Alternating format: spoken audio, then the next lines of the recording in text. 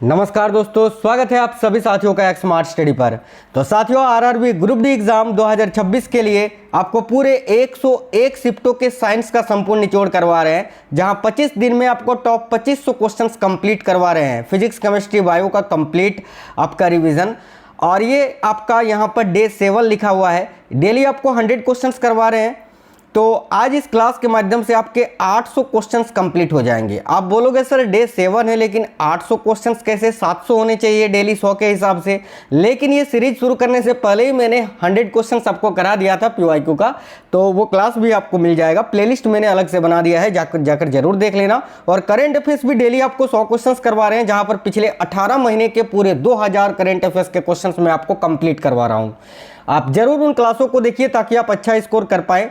पिछली बार भी current affairs में सबसे ज़्यादा क्लास अगर कोई कराया था यूट्यूब में तो वो मैंने कराया था। आप लोग जाकर देख सकते हैं, अभी भी वो प्लेलिस्ट बना हुआ है, अभी भी वो क्लासेस पड़े हुए हैं। और इस बार भी आपका साथ नहीं छोड़ेंगे जब तक आपका पेपर नहीं होता है। तो चलिए बिना देरी किए हुए क्लास को शुरू करते हैं। साइंस के टॉप 100 क्वेश्चंस देखते हैं और आज आपके 800 क्वेश्चंस कंप्लीट हो जाएंगे।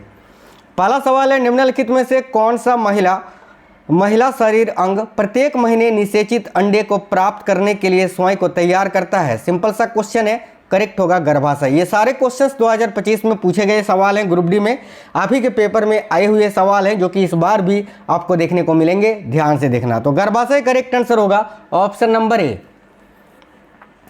अगला सवाल है, दैनिक जीवन में बेकिंग सोडा यानी सोडियम हाइड्रोजन कार्बोनेट का निम्नलिखित में से कौन सा उपयोग सही है? तो बताइए, दैनिक जीवन में बेकिंग सोडा का निम्नलिखित में से कौन सा उपयोग सही है? ए में लिखा है इसका उपयोग खाने का लवण बनाने के लिए किया जाता नहीं, वो तो सोडियम क्लोराइड होता है। इसका उपयोग साबुन को नॉन ग्रीसी बनाने के लिए किया जाता है, नहीं। ऑप्शन नंबर सी सही है कि इसका उपयोग अग्निशामक यंत्रों में फेन बनाने के लिए किया जाता है। भाई ऑप्शन नंबर सी आपका करेक्ट आंसर होगा। निम्नलिखित में से कौन सा कार्बनिक यौगिक है? बताइए। कैल्शियम कार्बोनेट, सोडियम क्लोराइड और Na2CO3 सोडियम कार्बोनेट, इनमें से कौन सा एक कार्बनिक यौगिक है? तो देखो ऑप्शन नंबर बी C2H6, ये जो है कार्बनिक यौगिक है। बाकी ये तीनों ही कार्बनिक यौगिक नहीं है। ऑप्शन नंबर बी इस क्वेश्चन के लिए आपका करेक्ट आंसर हो जाएगा। उस अर्धसंरक्षी प्रक्रिया का नाम क्या है जिसमें DNA 2 समरूप अणुओं में द्विगुणित होता है? बहुत ही अच्छा सवाल है, वेरी वेरी इंपॉर्टेंट क्वेश्चन है ये, बताइएगा। तो भाई देखिएगा, उस अर्धसंरक्षी प्रक्रिया का नाम साथियों रेप्लिकेशन है। रेप्लिकेशन, जिसको प्रतिकृति बोलते हैं, प्रतिकृति, जिसमें DNA 2 समरूप अणुओं में द्विगुणित होता है। तो option number D correct answer होगा, प्रतिकृति, याद रखेंगे। देखिए अगला सवाल है, चयनात्मक पारगम्य झिल्ली के माध्यम से जल के विसरण को क्या कहा जाता है? बड़ा ही इंपॉर्टेंट सवाल है सेल का ये। तो चयनात्मक पारगम्य झिल्ली के माध्यम से जल के विसरण को क्या कहा जाता है? डिफ्यूजन नहीं, ऑस्मोसिस यानी परासरण। Option number D correct answer होगा। अगर आप भी परासरण आंसर कर रहे हैं साथियों तो करेक्ट आंसर होगा, याद रखेंगे। ठीक है, देखिएगा अगला सवाल है, मुख्य अक्ष के समानांतर तथा निकट 3 प्रकाश किरणें एक उत्तल लेंस पर आपतित होती हैं। उत्तल लेंस पर, तो ये किरणें लेंस से गुजरने के बाद किस बिंदु पर अभिसारित होंगी? बहुत ही अच्छा सवाल है।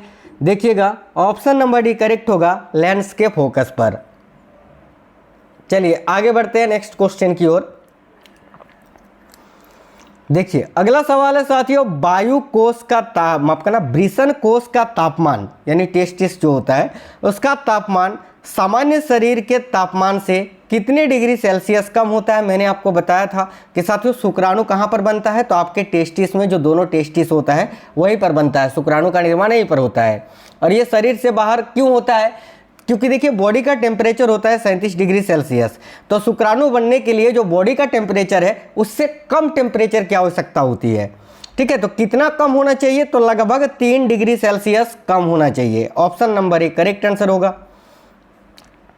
धारावाही वृत्तीय तार का प्रत्येक खंड लूप के केंद्र पर इनमें से किस में चुंबकीय क्षेत्र में योगदान देता है? बहुत ही अच्छा सवाल है। तो धारावाही वृत्तीय तार का जो प्रत्येक खंड लूप के केंद्र पर समान दिशा में देखो समान दिशा में चुंबकीय क्षेत्र में योगदान देता है। तो option number C correct answer हो जाएगा, समान दिशा में। निम्नलिखित में से कौन सा कथन सही नहीं है? जी का मान हर जगह स्थिर होता है? बिल्कुल, कैपिटल जी जो होता है ठीक है। सार्वभौमिक स्थिरांक, इसका मान हर जगह स्थिर होता है, एक सा होता है। ये बिल्कुल सही बात है। आपको कौन सा सही नहीं है ये आपको चुनना है। देखो बी में लिखा हुआ है गुरुत्वाकर्षण बल सदैव आकर्षी होता है। क्या गुरुत्वाकर्षण बल जो होता है स्मॉल जी, ये क्या आकर्षण होता है सभी सदैव? बिल्कुल भाई, तो बी भी सही है। गुरुत्वाकर्षण बल छोटे पिंडों में सर्वाधिक प्रबल होता है, ये यार गलत है कि गुरुत्वाकर्षण बल जो है छोटे पिंडों में सर्वाधिक प्रबल होते हैं, ये गलत है, यही आपका आंसर होगा।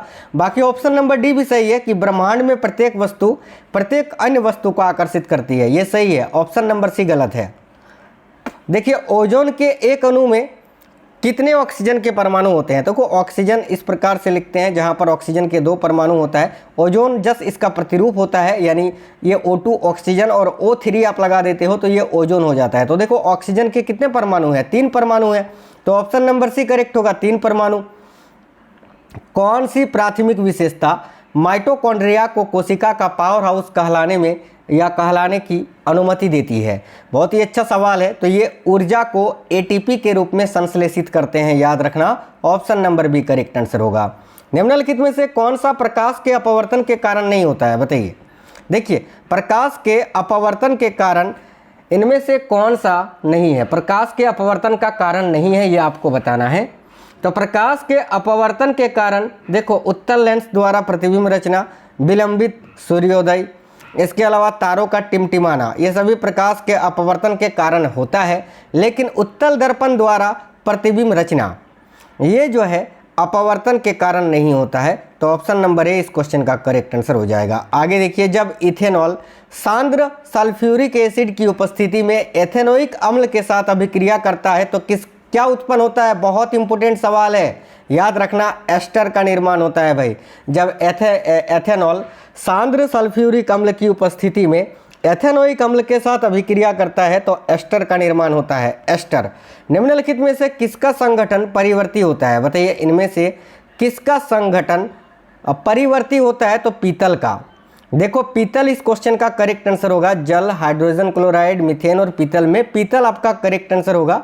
पादप के निम्नलिखित में से किस भाग में विभाजीय उत्तक यानी डिवाइडिंग टिश्यू रीजन होता है जो वृद्धि में सहायक होता है? तो पादप के निम्नलिखित में से किस भाग में विभाजीय उत्तक होता है जो वृद्धि में सहायक होता है?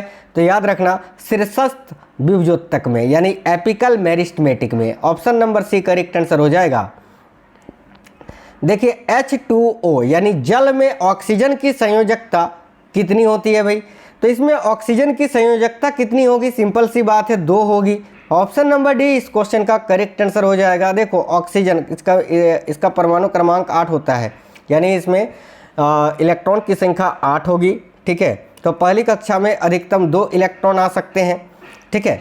दूसरी कक्षा में 8 आएंगे, लेकिन 8 तो आएगा ही नहीं क्योंकि इसमें इलेक्ट्रॉन ही 8 है। तो फिर दूसरी कक्षा में 6 आएगा। तो इसकी संयोजकता कितनी होगी? 8 पूरा होने के लिए कितनी इलेक्ट्रॉन चाहिए? तो 2। तो यही तो संयोजकता हो जाएगी। ऑप्शन नंबर डी करेक्ट होगा।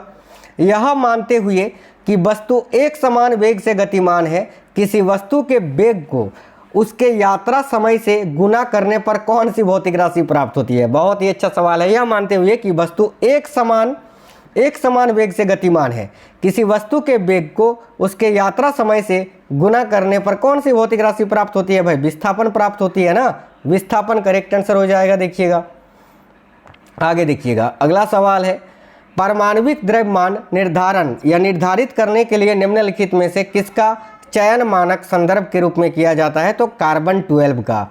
याद रखना, परमाणविक द्रव्यमान निर्धारित करने के लिए निम्नलिखित में से किसका चयन मानक संदर्भ के रूप में किया जाता है? तो कार्बन 12 का। यदि किसी गतिशील पिंड की गतिज ऊर्जा 450 जूल है और उसका वेग 15 मीटर प्रति सेकंड है तो पिंड का द्रव्यमान कितना होगा? सिंपल सा क्वेश्चन है।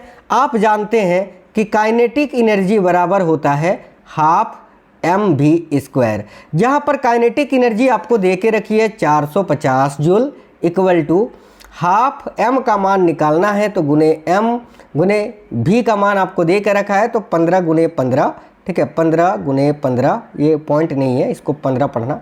एक सेकंड, 15 का स्क्वायर कितना होता है यार? 225 होता है ना। चलो 225 हमने लिख दिया। तो इसको आप सॉल्व करोगे जब, तो साथियों क्या निकल के आएगा, सिंपल सा सवाल है।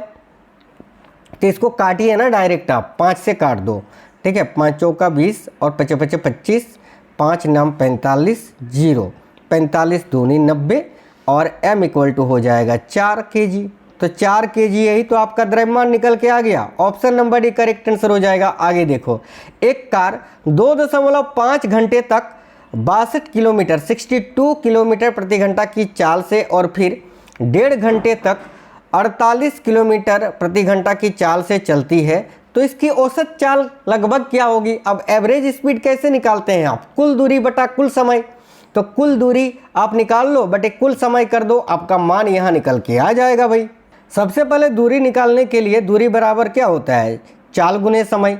तो चाल को समय से आप गुना करोगे, यानी 62 इंटू 2.5, ठीक है। अब किलोमीटर प्रति घंटा में ही है तो आपको चेंज करने की ज़रूरत नहीं पड़ेगी। कुल दूरी, ठीक है, तो ये एक दूरी निकल के आएगा और दूसरी दूरी आपका आएगा 48 गुने 1.5 घंटे, ठीक है, बटे कुल समय कितना है, तो इधर 2.5 घंटे और 1.5 घंटे 4 घंटे। तो इसको सॉल्व कर दोगे तो आपका मान निकल के आ जाएगा। सिंपली इसको सॉल्व करोगे तो इसका मान क्या निकल के आएगा, देखिए मैं यहाँ शॉर्टकट में बता देता हूँ आपको, 58 किलोमीटर प्रति घंटा, ठीक है, 58 किलोमीटर प्रति घंटा आपका यहाँ मान निकल के आ जाएगा साथियों। आगे देखिएगा, अगला सवाल है आपका बेकिंग सोडा यानी सोडियम हाइड्रोजन कार्बोनेट के संबंध में निम्नलिखित में से कौन सा कथन सही नहीं है, ठीक है। चलिए छोटा कर देते हैं ताकि चारों ऑप्शन दिखे। ध्यान से देखिएगा, ए में लिखा है कि यह, देखो, यह sodium chloride ammonia carbon dioxide और जल की अभिक्रिया द्वारा औद्योगिक रूप से तैयार किया जाता है। ये तो सही है, आपको गलत चुनना है कि कौन सा सही नहीं है, ठीक है। बी में लिखा है गर्म करने पर baking soda carbon dioxide gas मुक्त करता है जो इसे बेकिंग में उपयोगी बनाती है, बिल्कुल ये भी सही है।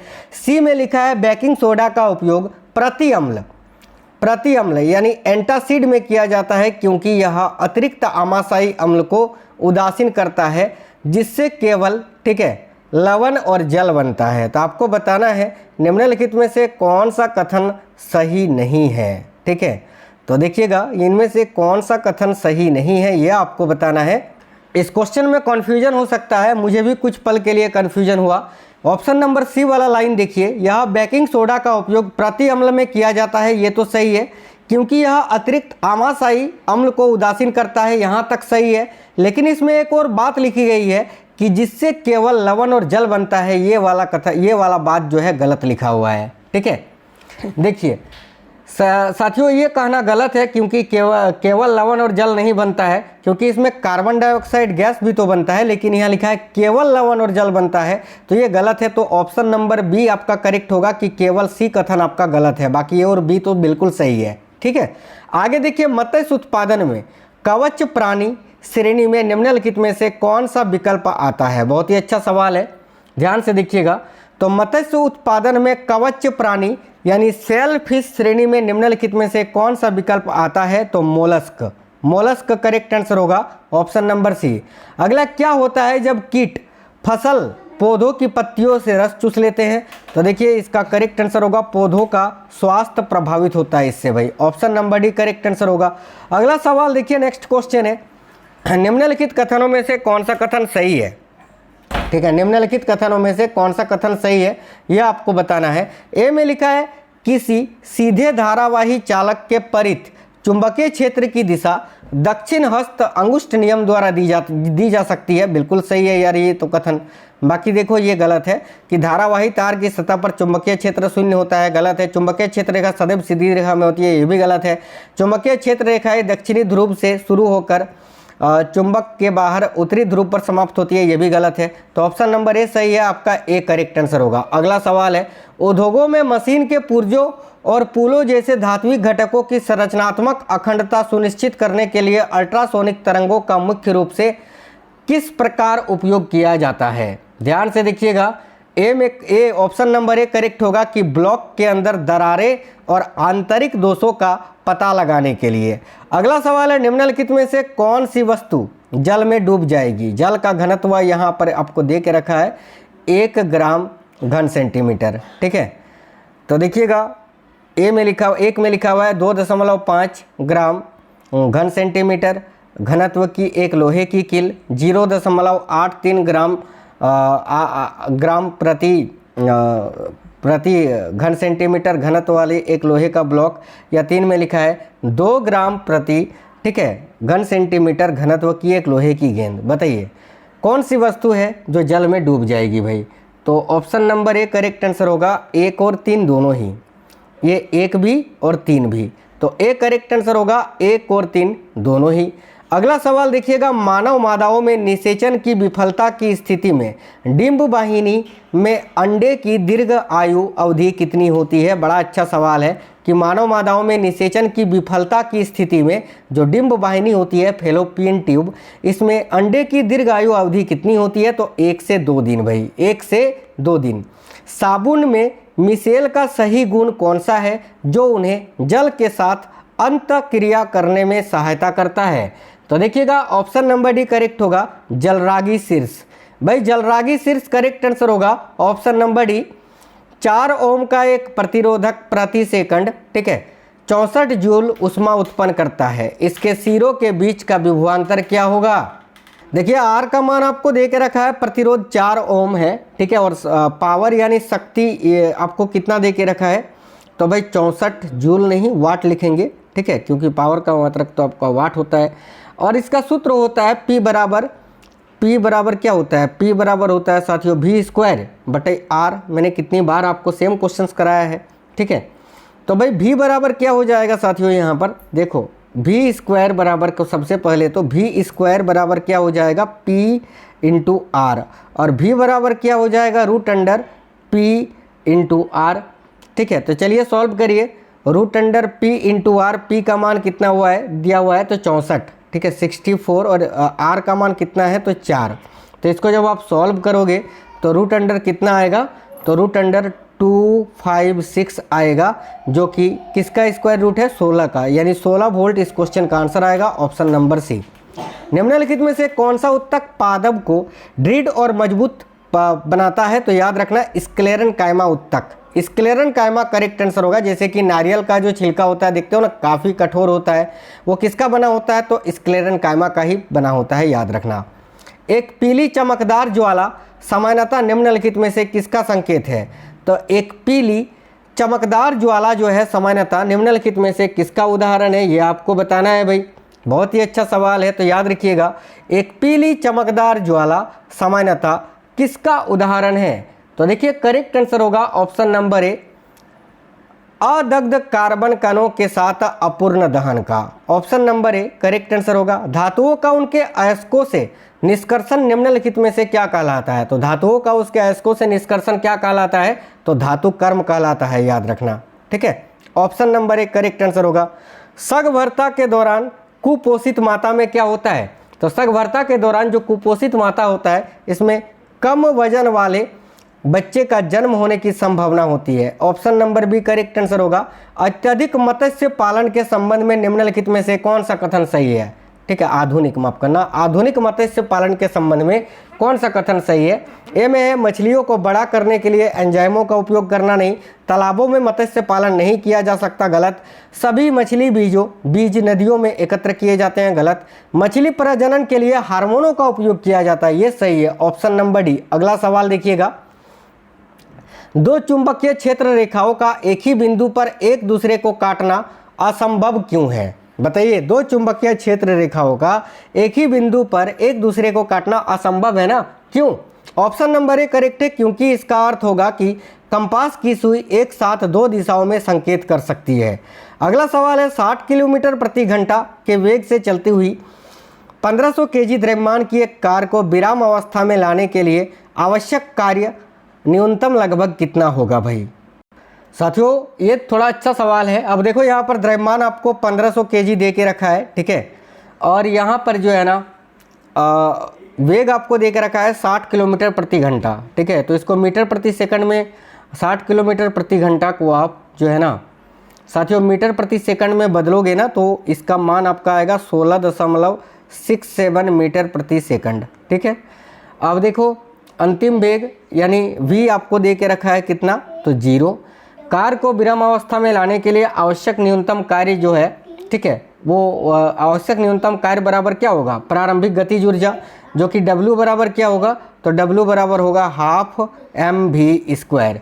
ठीक है, तो W बराबर इसका मान आप निकालिए, हाफ m का मान आपको दे के रखा है 1500। ठीक है, और v² यानी गुने 16.67 का स्क्वायर। ठीक है, तो इसको जब आप सॉल्व करोगे तो देखो ये 750 हो जाएगा आपका, 750 गुने इसका स्क्वायर क्या होगा, तो 277.8। ठीक है, जब इसको आप सॉल्व करोगे तो करीब साथियों देखो इसका मान करीब जो है ना 2.1 इंटू 10⁵ जूल आएगा, जो कि इसके आसपास आएगा। तो लगभग में आपको आंसर करना है, तो ऑप्शन नंबर बी इस क्वेश्चन का आंसर निकल के आएगा। आगे देखिए अगला सवाल है, मैग्नीशियम ऑक्साइड का आणविक द्रव्यमान कितना होता है भाई। अब देखो मैग्नीशियम जो होता है, मैग्नीशियम का जो परमाणु संख्या होता है वो होता है साथियों 12, और इसका जो भार होता है, परमाणु भार, वो कितना होता है, 24 होता है। ठीक है, तो मैग्नीशियम का कितना हो जाएगा, मैग्नीशियम का आपका हो जाएगा साथियों 24। ठीक है, मैग्नीशियम 24 हो जाएगा यहाँ पर। मैग्नीशियम ऑक्साइड बोला है ना, तो मैग्नीशियम ऑक्साइड इस प्रकार से लिखते हैं। और ऑक्सीजन का कितना होता है, तो 16 होता है। तो इन दोनों को जोड़ोगे तो आपका 40 AMU मान निकल के आएगा। ऑप्शन नंबर डी आपका करेक्ट आंसर हो जाएगा।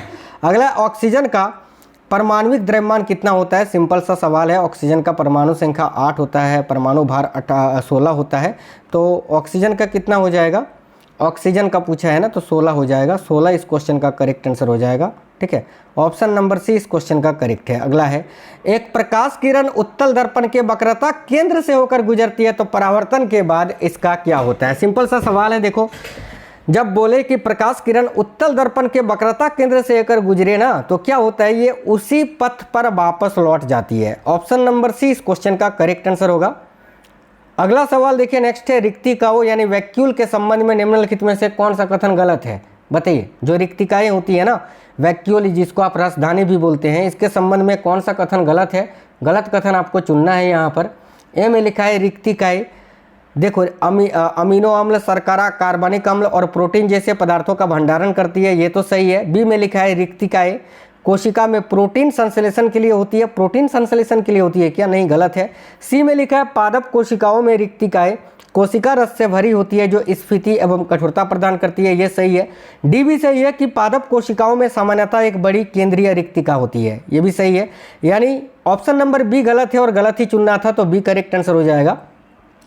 निम्नलिखित में से कौन सी अधातु रासायनिक रूप से अधातु होने के बाद भी धात्विक चमक प्रदर्शित करती है, तो देखो आयोडीन करेक्ट आंसर हो जाएगा। निम्नलिखित में से क्या केंद्रीय तंत्रिका तंत्र और शरीर के अन्य भागों के बीच संचार को सुगम बनाती है, तो परिधीय तंत्रिका तंत्र, याद रखना, पेरिफेरल नर्वस सिस्टम। निम्नलिखित में से कौन सा आयन का सही वर्णन करता है। भाई आयन का सही वर्णन कौन से ऑप्शन में किया गया है, ए में लिखा है, एक ऐसा अणु जिसने न्यूट्रॉनों को ग्रहण या त्याग किया हो, यार गलत है। वह परमाणु या परमाणुओं का समूह जिस पर शुद्ध विद्युत आवेश है, बिल्कुल ये सही होगा। ऑप्शन नंबर बी करेक्ट है। उस बिंब की स्थिति क्या होनी चाहिए जिसका अवतल दर्पण द्वारा आभासी सीधा और आवर्धित प्रतिबिंब बनता है। तो देखिए अवतल दर्पण आभासी सीधा और आवर्धित प्रतिबिंब कब बनाता है, जब वस्तु को कहाँ पर रखा जाए, तो याद रखना ऑप्शन नंबर बी दर्पण के ध्रुव और फोकस के बीच में, तो option number B correct answer हो जाएगा। अगला सवाल है, निम्नलिखित में से किस माध्यम में प्रकाश की चाल अधिकतम होती है, तो निर्वात में सबसे अधिक होती है। अगला एक सेकंड साथियों, लोहा भी है ना, हाँ तो लोहा में सबसे अधिक होगी ना, लोहा करेक्ट आंसर होगा, ऑप्शन नंबर डी। अगला सवाल है, पादप कोशिका में सूक्ष्म कणिका जिसको माइटोकॉन्ड्रिया के नाम से भी जानते हैं, इसके संबंध में निम्नलिखित में से कौन सा कथन सही है। तो पादप कोशिका में माइटोकॉन्ड्रिया के बारे में कौन सा कथन सही लिखा हुआ है, तो देखो डी सही है कि सूक्ष्म कणिकीय आंतरिक झिल्ली अत्यधिक वलित होती है। ऑप्शन नंबर डी इस क्वेश्चन का करेक्ट आंसर होगा। किसी वस्तु की उस गति को क्या कहा जाता है जो समान समय अंतरालों में समान दूरी तय करती है, भले ही समय अंतराल अत्यधिक कम हो। इसको क्या कहते हैं, किस प्रकार की गति कहते हैं, तो भाई एक समान गति कहते हैं, ऑप्शन नंबर ए। अगला सवाल है, निम्नलिखित में से कौन सा पौधा एकलिंगी है, तो याद रखना पपीता, पपीता इस क्वेश्चन का करेक्ट आंसर होगा। पैक्ड खाद्य पदार्थों को खराब होने से बचाने के लिए प्राय किस गैस की फ्लशिंग को प्राथमिकता दी जाती है? तो नाइट्रोजन भरा जाता है। गति के प्रथम नियम के अनुसार निम्नलिखित में से कौन सा कथन सही है? ए में लिखा है जब एक कार अचानक रुकती है तो भी व्यक्ति आगे बढ़ना जारी रखता है। बिल्कुल यही तो आपका करेक्ट आंसर होगा, ऑप्शन नंबर ए, जो कि जड़त्व का नियम है। अगला, विभिन्न प्रकार की कोशिकाओं की आकृति और कार्य के संबंध में निम्नलिखित में से कौन सा कथन गलत है? तो भाई ध्यान से देखिएगा, काफ़ी अच्छा सवाल है। विभिन्न प्रकार की कोशिकाओं की आकृति और कार्य के संबंध में कौन सा कथन गलत है, ये आपको चुनना है। ठीक है, ए में लिखा है लाल रक्त कोशिकाएं ऑक्सीजन वहन क्षमता बढ़ाने के लिए उभय अवताल होती है। बिल्कुल ये सही है। पेशी कोशिकाएं रक्त के प्रवाह में सहायता के लिए चपटी और गोलाकार होती है क्या पेशी कोशिकाएं? नहीं, गलत है। श्वेत रक्त कोशिकाएं उत्तकों में गति के लिए अपनी आकृति बदल सकती है। बिल्कुल, इसका कोई निश्चित शेप नहीं होता है, ये भी सही है। तंत्रिका कोशिकाएं लंबी और शाखित होती है जो शरीर के विभिन्न भागों में संदेश पहुंचाती है, ये भी सही है। बी गलत है और आपको गलत ही चुनना था, तो बी करेक्ट होगा। देखिए, एक सरकारी स्कीम कृत्रिम रूप से नियंत्रित मीठे जल के तालाबों में मत्स्य पालन को बढ़ावा देती है। इस प्रकार के मत्स्य पालन को क्या कहा जाता है? तो कल्चर फिशिंग यानी मत्स्य संवर्धन कहा जाता है भाई। अगला सवाल देखिएगा, जी बराबर आपको देके रखा है 10 मीटर प्रति सेकंड स्क्वायर मानते हुए यदि 75 केजी द्रव्यमान वाला एक व्यक्ति 25 सेकंड में 8 मीटर की सीढ़ी चढ़ जाता है तो उसकी औसत शक्ति क्या होगी? बहुत ही अच्छा सवाल है, चलिए निकालते हैं। देखो, जहाँ पर आपको द्रव्यमान दे के रखा है साथियों कितना, तो 75 केजी, एम का मान दे के रखा है। ठीक है, जी का मान आपको 10 मीटर प्रति सेकंड दे के रखा है, टाइम आपको दे के रखा है कितना, 25 सेकंड, और देखिएगा यहाँ पर ऊंचाई दे के रखी है 8 मीटर। ठीक है, तो किया गया कार्य, सबसे पहले तो आपको W बराबर mgh निकालना होगा। mgh, तो m का मान 75, g का मान 10, h का मान 8। जब इसको आप सॉल्व करोगे तो 6000 जूल आएगा, 6000 जूल। ठीक है, 6000 जूल आ गया। अब आपको दूसरे चरण में औसत शक्ति निकालना पड़ेगा और औसत शक्ति का फॉर्मूला होता है P = W/T, जहाँ पर W का मान कितना आया था आपका, 6000 जूल आया था, और टाइम आपको दे के रखा है 25 सेकंड। तो जिसको आप सॉल्व करोगे तो 24 और 0 240 वाट इसका आंसर आएगा, ऑप्शन नंबर डी। अगला सवाल है, निम्नलिखित अभिक्रिया में कौन सा रंग परिवर्तन देखा जाता है? इस अभिक्रिया में कौन सा रंग परिवर्तन देखा जाता है? तो देखो, ये जो अभिक्रिया है ना साथियों, देखो आयरन की अभिक्रिया जब कॉपर सल्फेट के साथ कराया जाता है तो आपका एक तो फेरस सल्फेट बनता है और कॉपर बनता है। तो इसमें क्या होता है, देखो कॉपर सल्फेट का जो नीला रंग है वो फेरस सल्फेट में बदल जाता है और फेरस सल्फेट का रंग हरा होता है। तो ये नीला से हरा में बदल रहा है, ऑप्शन नंबर डी करेक्ट होगा। अगला सवाल है, जब बेरियम क्लोराइड, देखो जब बेरियम क्लोराइड एल्युमिनियम सल्फेट के साथ अभिक्रिया करता है तो यह एल्युमिनियम क्लोराइड के साथ साथ और क्या देता है? तो याद रखना, बेरियम सल्फेट का एक सफ़ेद रंग का अवक्षेप देता है, ऑप्शन नंबर ए। ऑक्सीजन का इलेक्ट्रॉनिक विन्यास क्या होगा? अगर परमाणु क्रमांक 8 है तो 2 और 6 होगा, सिंपल सा सवाल है। अगला सवाल है, गैसों की आसानी से संपीड़ित होने की क्षमता किसके कारण होती है? तो गैस आसानी से संपीड़ित होने की क्षमता किसके कारण होती है? तो कणों के बीच विस्तृत स्थान। अगला, मानव शरीर के विभिन्न अंग अलग अलग कार्य करते हैं, इस कथन का क्या अर्थ है? देखिएगा, ए में लिखा सभी कोशिकाएं समान कार्य करती है, बिल्कुल गलत बात है। कार्य विभाजन की उपस्थिति है, बिल्कुल ये सही होगा कि मानव शरीर के विभिन्न अंग अलग अलग कार्य करते हैं, इस कथन का अर्थ होगा कि कार्य विभाजन की उपस्थिति है। अगला सवाल देखिएगा, निम्नलिखित में से कौन सा कोशिका अंगक पाचक एंजाइम से भरा होता है? तो लाइसोसोम। याद रखना, लयन काय जिसको आप बोलते हैं भाई। जल के एक अणु में कितने परमाणु होते हैं? तो H2O, हाइड्रोजन के 2 परमाणु, ऑक्सीजन के 1 परमाणु, टोटल 3 होता है। तो option number C correct answer होगा 3। मानव पुरुष जनन तंत्र में प्रोस्टेट ग्रंथि और शुक्राशय की क्या भूमिकाएं होती हैं? बहुत ही अच्छा सवाल है, ऑप्शन नंबर सी करेक्ट होगा, शुक्राणु परिवहन के लिए तरल पदार्थ प्रदान करना, ऑप्शन नंबर सी करेक्ट होगा। जनन के दौरान डीएनए प्रतिकृतियों में लघु परिवर्तन महत्वपूर्ण होते हैं क्योंकि वे क्या होते हैं? ऑप्शन नंबर ए, ऐसी विविधताएं प्रदान करते हैं जो जीवित रहने में सहायता कर सकती है भाई। अगला सवाल देखिएगा, एक वोल्ट मीटर को एक परिपथ में सदैव किस क्रम में संयोजित किया जाता है? तो एक वोल्ट मीटर को एक परिपथ में सदैव समानांतर क्रम में जो है ना संयोजित किया जाता है। और अगर पूछे एक आमीटर को एक परिपथ में सदैव किसमें संयोजित किया जाता है, तो श्रेणी क्रम में, याद रखना। अगला सवाल देखिए, निम्नलिखित में से कौन सा जीव है जो द्विखंडन यानी बाइनरी फिजन द्वारा जनन करता है, तो अमीबा करेक्ट आंसर हो जाएगा। अगला है, एक लड़का 10 मीटर त्रिज्या वाले वृत्तीय पथ पर दौड़ रहा है, वह 1 मिनट में 1 चक्कर पूरा करता है, तो उसकी औसत चाल क्या होगी। देखिए इसको निकालिए आप। यहाँ पर त्रिज्या का मान यानी आर आपको दे के रखा है 10 मीटर, टाइम आपको कितना दे के रखा है 1 मिनट यानी 60 सेकंड दे के रखा है, ठीक है। तो 1 चक्कर में तय गई दूरी वृत्त की परिधि कितनी होती है, तो 2 पाई आर होती है, ठीक है। तो 2 पाई का मान, पाई की जगह पाई ही आप लिख दो यहाँ पर, ठीक है।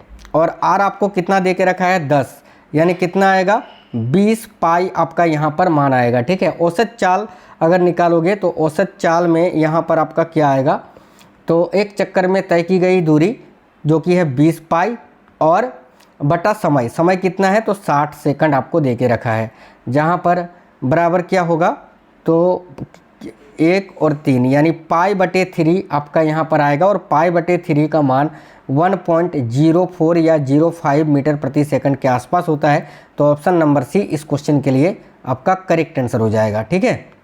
अगला सवाल है, संभारिक परमाणु में परमाणु वे परमाणु होते हैं जिनमें क्या होता है, संभारिक में क्या होता है, द्रव्यमान संख्या समान होती है। ऑप्शन नंबर ए सही होगा, द्रव्यमान संख्या समान होती है तथा परमाणु क्रमांक भिन्न होते हैं भाई। देखिए अगला, निम्नलिखित में से कौन सा एक समान वेग से गतिमान वस्तु के वेग समय ग्राफ की प्रमुख विशेषता का सबसे अच्छा वर्णन करता है, तो देखिएगा ऑप्शन नंबर डी करेक्ट होगा कि यह समय अक्ष के समानांतर एक सीधी रेखा है, डी करेक्ट आंसर हो जाएगा। अगला है, पृथ्वी की सतह पर गुरुत्वीय त्वरण जी का सूत्र क्या होता है, तो जी बराबर gm/r²। कई बार यह क्वेश्चन रिपीट हुआ था पिछली बार। जूल के तापन नियम के अनुसार उत्पन्न ऊष्मा H निम्नलिखित में से किसके समानुपाती होता है, तो धारा के वर्ग के। ऑप्शन नंबर बी करेक्ट हो जाएगा। हमें कोयला और पेट्रोलियम का संरक्षण क्यों करना चाहिए बताइए, क्योंकि वे ऊर्जा के अनवीकरणीय स्रोत हैं। Option number C correct answer हो जाएगा।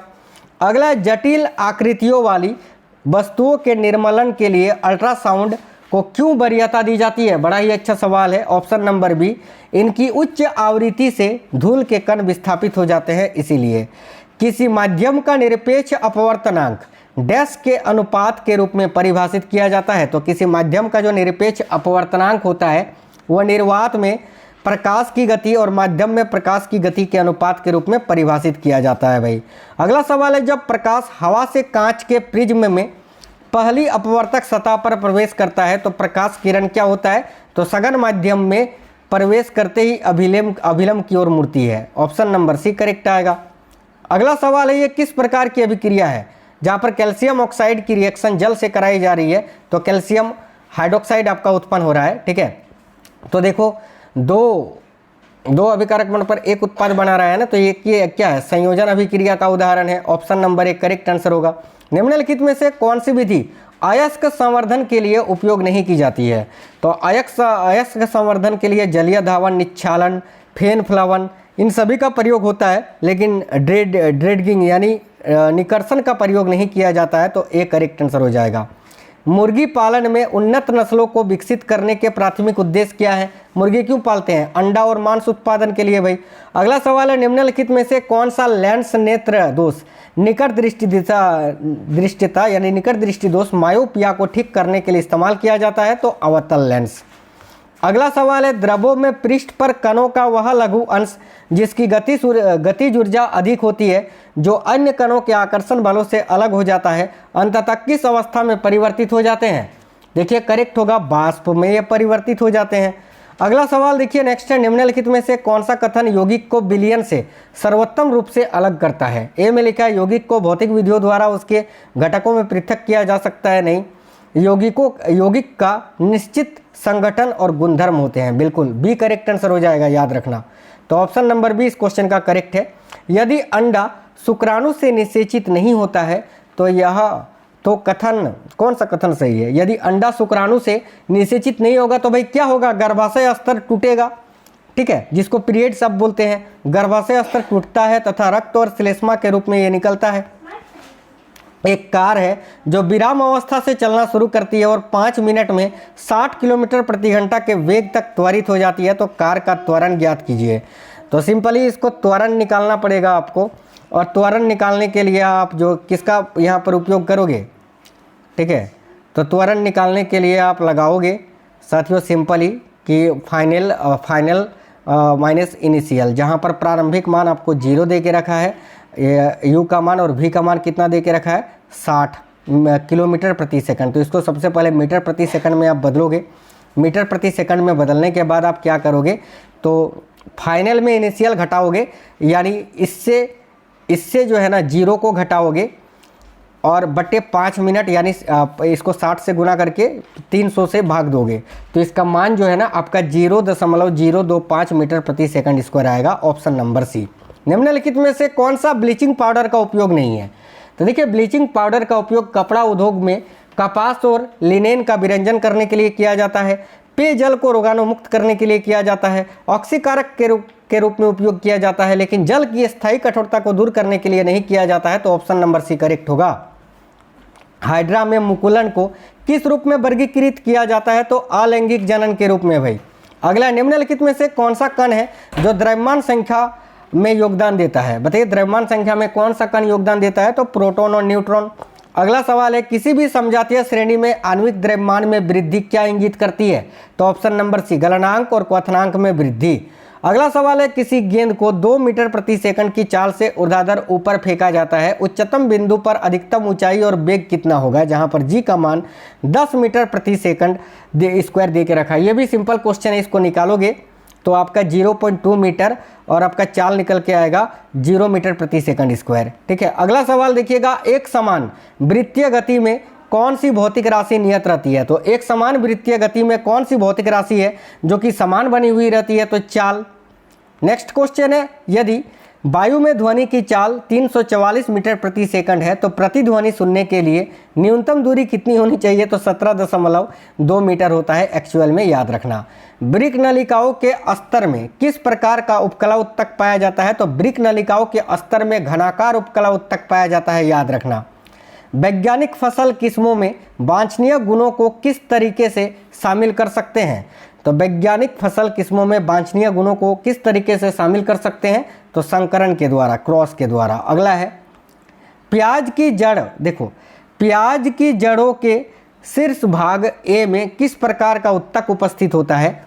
बहुत ही अच्छा सवाल है, जहां पर ये क्वेश्चन आपसे पूछा था, जहां पर आपको फोटो में जूम करके दिखा देता हूं। इस प्रकार से ये क्वेश्चन था, जहां पर देखो जल से भरे एक जार में एक प्याज को रखा जाता है, ठीक है, और प्याज को लंबावत ऊपर की ओर रखते हुए प्रयोगात्मक सेटअप का अध्ययन कीजिए। जड़ों के शीर्ष भाग ए, ठीक है, ये जो ए वाला भाग है, ठीक है, ये किस प्रकार के उत्तक की उपस्थिति को दर्शा रहा है? तो इसका आंसर आपका होगा साथियों मेरिस्टेमेटिक टिश्यू का, यानी विभज्योतिकी उत्तक का। ऑप्शन नंबर सी इस क्वेश्चन का करेक्ट आंसर है, पिछली बार आया हुआ सवाल है। बचे हुए भोजन का खराब स्वाद या गंध किस कारण से होता है? तो देखो, वसा और तेल के ऑक्सीकरण के कारण भाई, ऑप्शन नंबर ए। लेंसों के लिए चिन्ह परंपरा के अनुसार, ठीक है, लेंसों के लिए चिन्ह परंपरा के अनुसार आपतित प्रकाश की दिशा में मापी गई सभी दूरियां किससे ली जाती है? तो देखो करेक्ट आंसर हो जाएगा ऑप्शन नंबर सी, धनात्मक ली जाती है, याद रखना, धनात्मक। पुष्पी पादप में पुष्प का कौन सा भाग अंततः फल में परिवर्तित होता है? तो याद रखना अंडाशय। अगला सवाल है, 3 केजी द्रव्यमान की एक गेंद को जमीन से 2 मीटर ऊपर रखा गया है, तो उसकी गुरुत्वीय स्थितिज ऊर्जा क्या होगी? तो देखो क्या होता है स्थितिज ऊर्जा? mgh, ठीक है, तो m 3 kg, g का मान 10 मान लो और h आपको 2 दे के रखा है, तो 30 दूनी 60 जूल आपका आंसर आएगा, ऑप्शन नंबर सी। अगला सवाल है, कार्बन बड़ी संख्या में यौगिक, देखिए कार्बन बड़ी संख्या में यौगिक किस 2 गुणों के कारण बनता है? तो एक तो श्रृंखलन और एक चतुसंयोजकता के कारण। अगला, प्रतिरोध तार बनाने के लिए प्राय किस पदार्थ का उपयोग किया जाता है? तो करेक्ट आएगा एल्युमिनियम का। एल्युमिनियम ना, नहीं प्रतिरोध तार ना, नाइक्रोम आएगा यार, माफ़ी चाहते हैं, नाइक्रोम तार का प्रयोग किया जाता है। कौन सी धातु वायु के संपर्क में आने पर अपने पृष्ठ पर सुरक्षात्मक ऑक्साइड परत बनाती है? करेक्ट होगा साथियों, देखिएगा बड़ा ही अच्छा सवाल है, राइट आंसर होगा एल्युमिनियम, ठीक है, एल्युमिनियम इस क्वेश्चन का करेक्ट है। अगला सवाल देखिए, अगला सवाल है, 15 ओम प्रतिरोध वाली एक विद्युत इस्त्री 220 वोल्ट स्रोत से जुड़ी है तो 1 मिनट में कितनी ऊष्मा उत्पन्न करेगी। साथियों, उत्पन्न ऊष्मा निकालने के लिए आप फॉर्मूला लगाते हैं H बराबर V²/R × T। ठीक है, तो इस फॉर्मूले से इसको आप निकाल सकते हो आसानी से। जब इसको निकालोगे तो इसका मान आपका लगभग कितना आएगा, तो देखिए लगभग जो है ना ऑप्शन नंबर डी आपका 194 किलो जूल के आसपास आपका आंसर आएगा। तो ऑप्शन नंबर डी जो है ना इस क्वेश्चन के लिए करेक्ट आंसर हो जाएगा। चलिए तो साथियों, मिलेंगे नेक्स्ट वीडियो में। रात में करंट अफेयर्स के 100 क्वेश्चंस आपको मिल जाएंगे। वीडियो को जरूर लाइक करना, दोस्तों के साथ शेयर करना, और जो क्लासेस आपने नहीं देखी है जाकर जल्दी से फटाफट देख लीजिएगा। तो मिलते हैं नेक्स्ट वीडियो में। जय हिंद साथियों, वंदे मातरम।